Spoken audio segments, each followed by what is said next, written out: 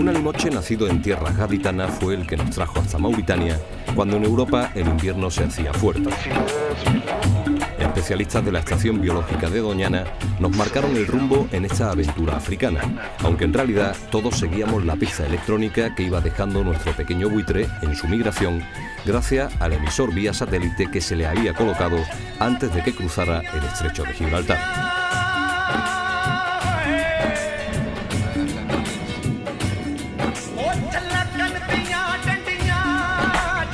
De esta manera fuimos capaces de localizar a nuestro alimoche a más de 2000 kilómetros de su lugar de nacimiento. A finales de año descansaba, junto a otros congéneres, en una de las acacias que salpican las tierras doradas del entorno de Kifa, una de las poblaciones más importantes del Sahel mauritano.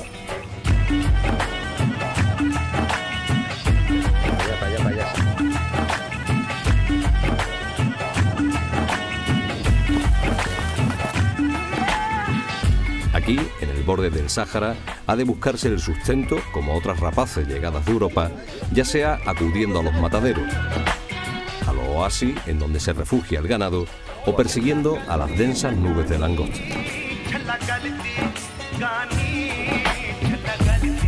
El agua es un bien escasísimo y en torno a ella se concentran las actividades humanas y también la sorprendente biodiversidad que ocultan estas tierras aparentemente baldías. El agua marcó la segunda etapa de nuestro viaje, porque fuimos en su busca camino del sur.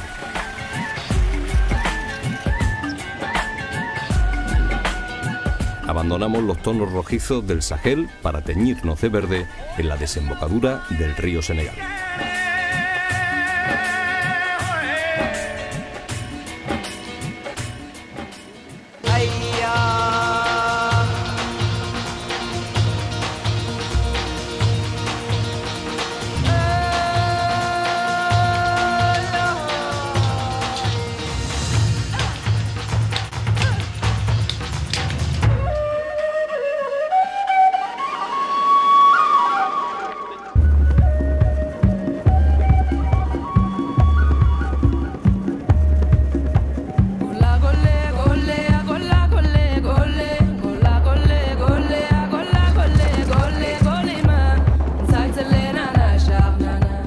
La distancia que nos separa del sinuoso cauce del Senegal apenas suma 200 kilómetros, aunque aquí, en el Sahel, es inimaginable un curso de agua de la importancia de este, capaz de fertilizar las tierras de Mali, Mauritania y Senegal.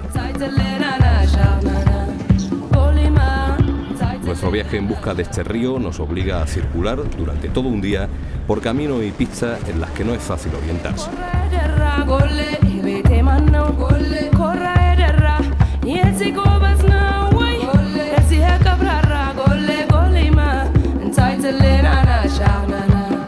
Quizás sea la vegetación el mejor indicativo de este cambio de rumbo, porque conforme avanzamos hacia el sur, la tierra, aún dominada por algunas dunas, se muestra más generosa a la hora de brindar soporte a árboles y arbustos.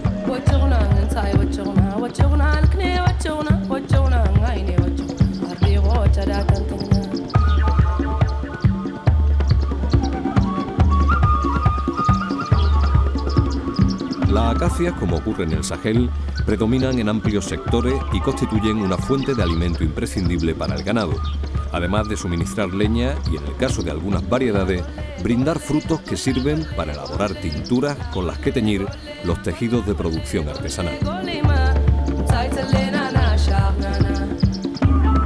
Pero no solo contemplamos un cambio en las condiciones ambientales o disfrutamos de un tránsito cromático que nos lleva del rojo al verde. También advertimos profundas modificaciones en el paisaje humano. Mientras que en el centro y norte de Mauritania son mayoría los bidani, blancos de origen bereber, en esta frontera meridional encontramos las tierras propias de los sudaníes, negros procedentes de una combinación de etnias africanas como la saracolé, la ulofe o la fulani.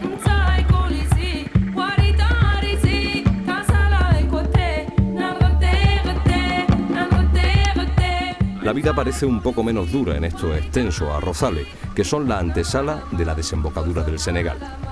Hombres y mujeres se afanan en la recolección del cereal, mientras que este recurso y la microfauna que puebla el humedal sirven de alimento a una nutrida comunidad de aves que nos recuerda a la que habita en las más familiares marismas del Guadalquivir. No es exactamente el río el que ha permitido sin más el riego de estos vastos campos de cultivo, sino las presas que en dos puntos estratégicos de su curso han modificado la circulación de las aguas dulce y la salobre, impidiendo la entrada de las mareas.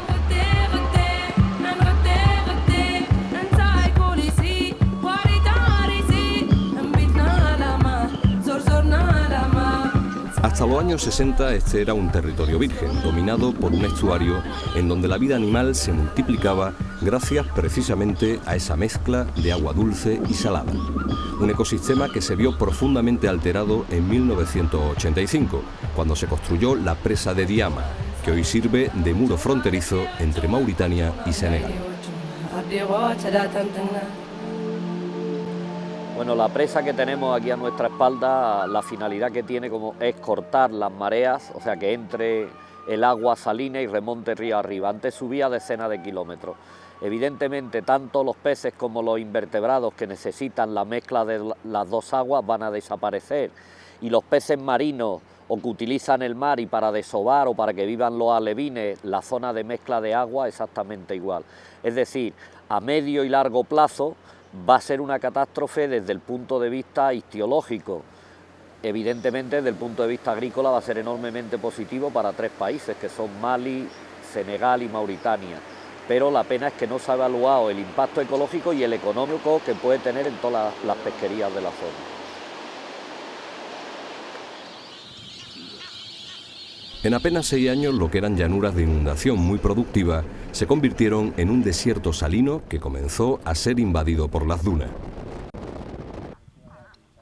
Antes de que el humedal fuera irrecuperable, el gobierno mauritano se decidió a proteger 16.000 hectáreas de estas tierras, que pasaron a convertirse en el Parque Nacional Daulin, donde un manejo racional del agua, mediante canales y compuertas, ha impedido que desaparezcan tanto las zonas pantanosas de agua dulce como las marismas salobres, imprescindibles no solo para la vida animal, sino también y sobre todo para las comunidades humanas que desde antaño tratan de subsistir en este enclave.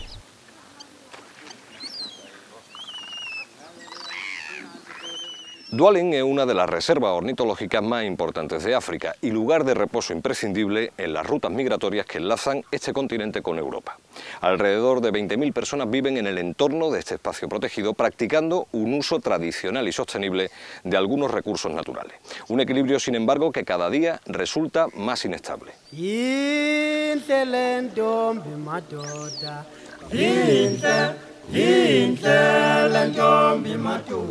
La pesca artesanal, que es la actividad más extendida y más rentable, sufre inesperados altibajos dependiendo del régimen hídrico y las condiciones climáticas.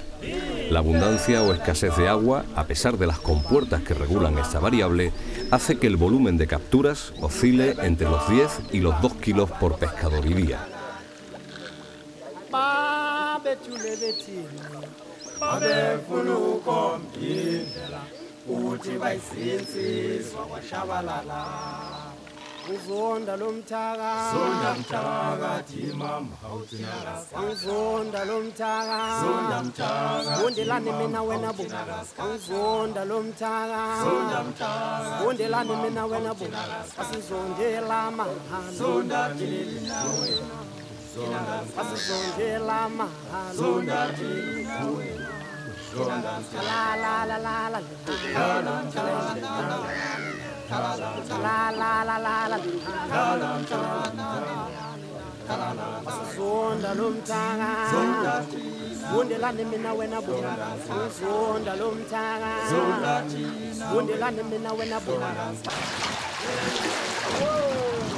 Algunas especies, como las tilapias, se comercializan en fresco, por lo que no pueden venderse en localidades muy alejadas del parque.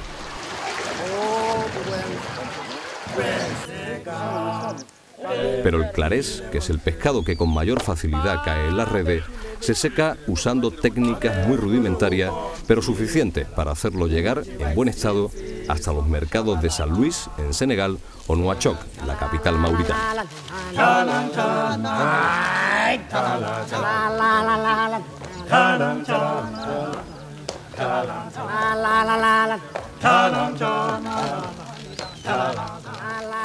La actividad de las cooperativas de pescadores, que gozan de permiso para operar en el interior del territorio protegido, es supervisada por la guardería del Parque Nacional.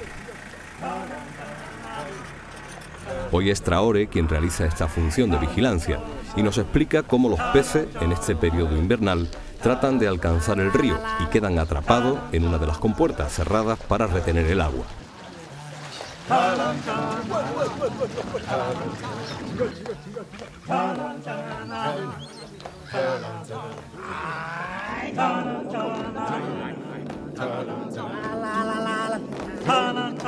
Las capturas se llevan a cabo mediante primitivos trasmayos, atarraya o palangre, y hay que estar muy atento a las evoluciones de las aves piscívoras, que fácilmente quedan atrapadas en algunas de estas trampas, como ocurre con este cormorán que uno de nuestros guías, Sidi, consigue liberar no sin esfuerzo.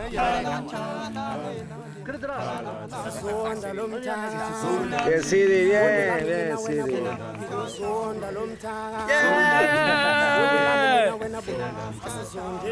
Más allá de la pesca, cuyo rendimiento es limitado, los responsables del parque tratan de diversificar los aprovechamientos para mejorar la renta de estas poblaciones.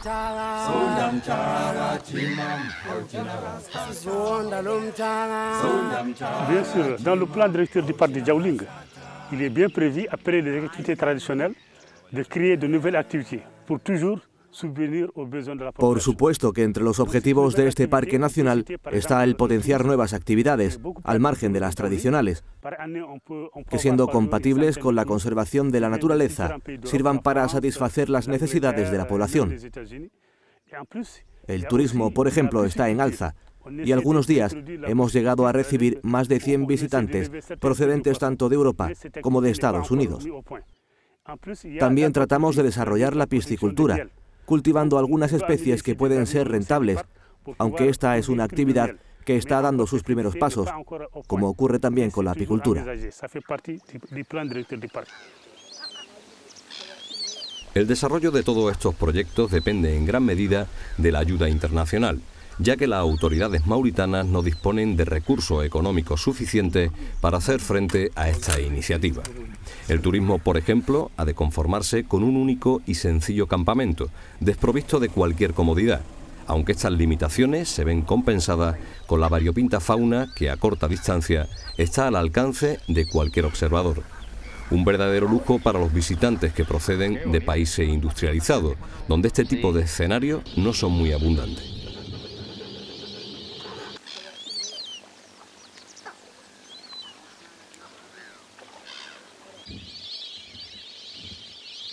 En un corto trayecto, que apenas nos ocupa una mañana, contemplamos nutridos bandos de siriris africanos, junto a moritos similares a los que escasean en los humedales andaluces. Fotografiamos cormoranes, gansos del Nilo, correlimos, agujas, charrancitos. Y hasta descubrimos, entre los matorrales, al primitivo e inquietante varano, o a las desconfiadas familias de facóceros, el jabalí africano de impresionantes defensas. Aún de forma rudimentaria, la dirección del parque trata de promocionar el turismo de naturaleza en este humedal como una fuente alternativa de ingreso. Lo cierto es que para cualquier aficionado a la ornitología, Djaouling es un auténtico paraíso en donde pueden contemplarse con sorprendente facilidad bandos con miles de individuos de diferentes especies.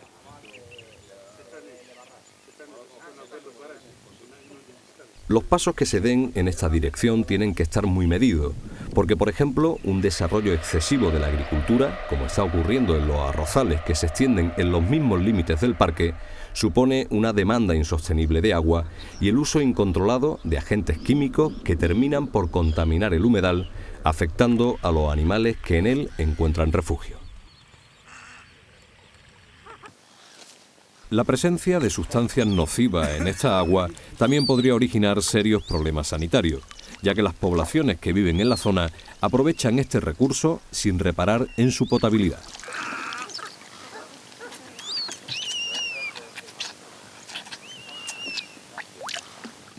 Un uso que hasta hace relativamente poco tiempo no se podía encontrar en el área de Dowling y en su entorno es el cultivo de arroz. Este uso nació a raíz de la construcción de la presa del río Senegal, que destinó agua a estos riegos.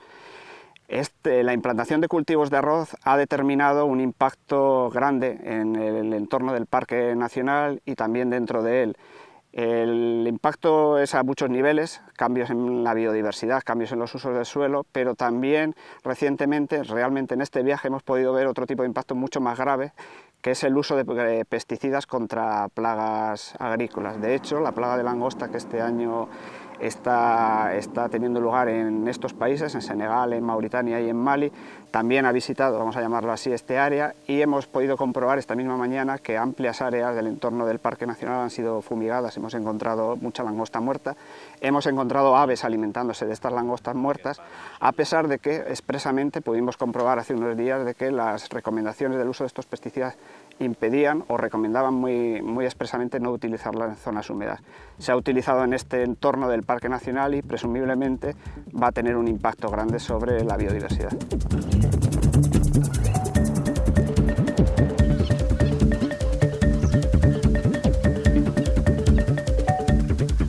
Ciertamente Dowling es un compendio de diferentes ecosistemas muy atractivos para la ave, tanto procedentes de la zona afrotropical como llegadas de las remotas regiones paleárticas.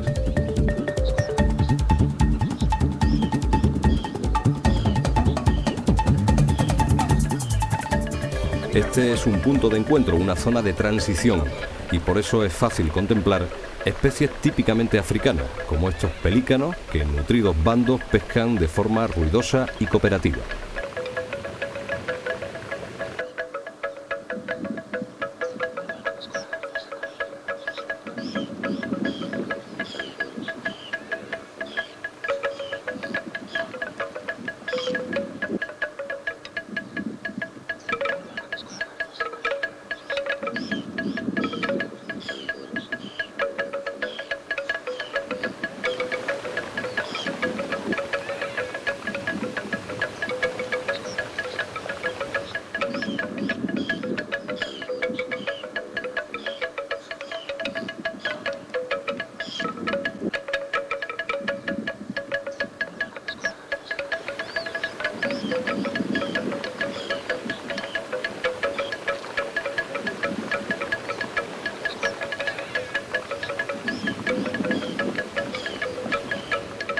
Al mismo tiempo se nos muestran especies propias de los humedales andaluces o de otras regiones europeas, como la espátula, los flamencos o las garcillas y garcetas.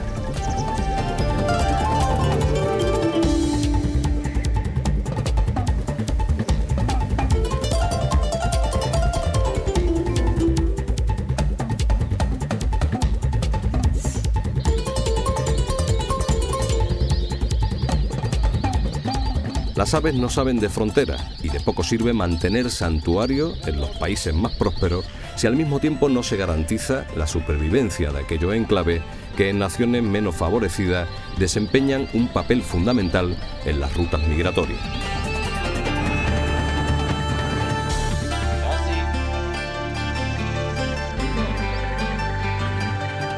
Por más que lo consideremos un concepto moderno, la globalización viene funcionando desde hace milenios en lo que se refiere a determinados procesos naturales, que en escenarios como Dowling se manifiestan con especial intensidad.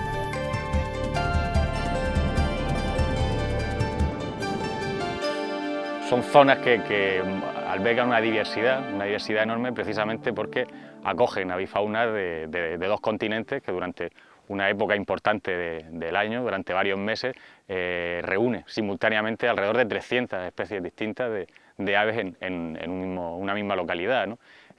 Las zonas húmedas además favorecen la conectividad, la conexión de procesos entre distintos lugares del planeta, que abarcan no solo a esas especies de aves, sino a toda una serie de otros organismos, desde parásitos hasta plantas, que las aves van transportando de un lugar a otro, ¿no? De forma que la conservación de estos espacios sirve para mantener la conectividad entre los ecosistemas a una escala espacial muy grande.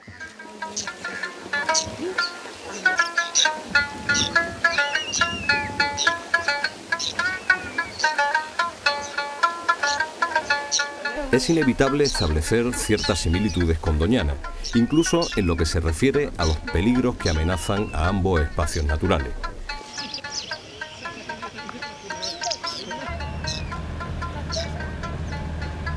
En Dowling llegó incluso a cuantificarse el impacto que a finales de los años 80 causó una nefasta política hidráulica y qué resultados se obtuvieron del cambio de rumbo que supuso el establecimiento del Parque Nacional. En 1992, apenas unos meses después de que estas tierras quedaran protegidas, solo invernaron en ellas unos 2.000 ejemplares de ave acuática, mientras que en 1999 se contabilizaron ya cerca de 40.000. En el mismo periodo de tiempo, las capturas de la pesca artesanal, medidas en toneladas, se multiplicaron por 100.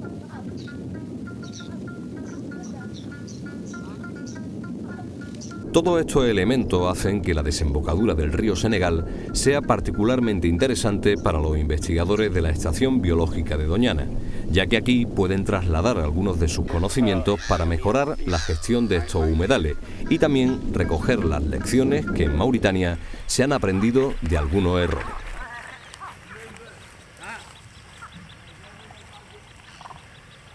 Las similitudes del Parque Nacional de Dioulin con Doñana son muy fuertes. La primera es que los dos están en el estuario de un río que vierte al Atlántico, aquí es el Senegal, están rodeados la zona húmeda por un suelo, por unos terrenos que se asientan sobre un suelo arenoso.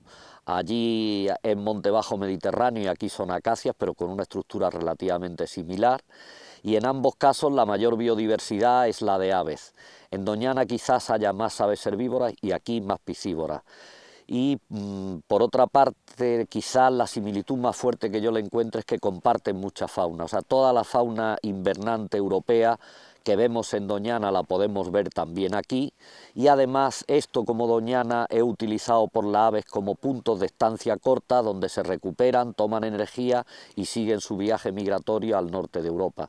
Por ejemplo, las cercetas que hemos visto esta mañana, probablemente si venimos aquí en el mes de enero no las veremos, y en cambio en Doñana habrá habido un aumento de cercetas, y es que van utilizando a lo largo del continente africano y luego del sur de Europa estos puntos para engordar y poder completar su viaje migratorio.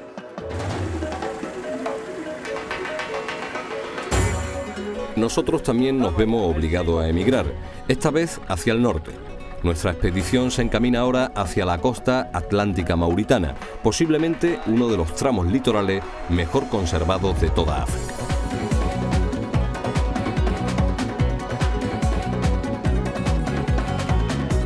Nuestro destino es el Parque Nacional Van der Wing, el más importante de todo el país. Una interesante zona de transición entre dos océanos, el Atlántico, que atesora en esta agua algunas de sus mejores pesquerías, y el Sáhara, con su infinito tren de dunas que se deslizan hasta la misma playa. Volveremos a encontrarnos con una impresionante comunidad de aves, con poblaciones que tratan de subsistir en estos enclaves privilegiados, y hasta con un animal que formó parte de la fauna andaluza y que hoy está al borde de la extinción, relegado a estos soberbios acantilados de Cabo Blanco.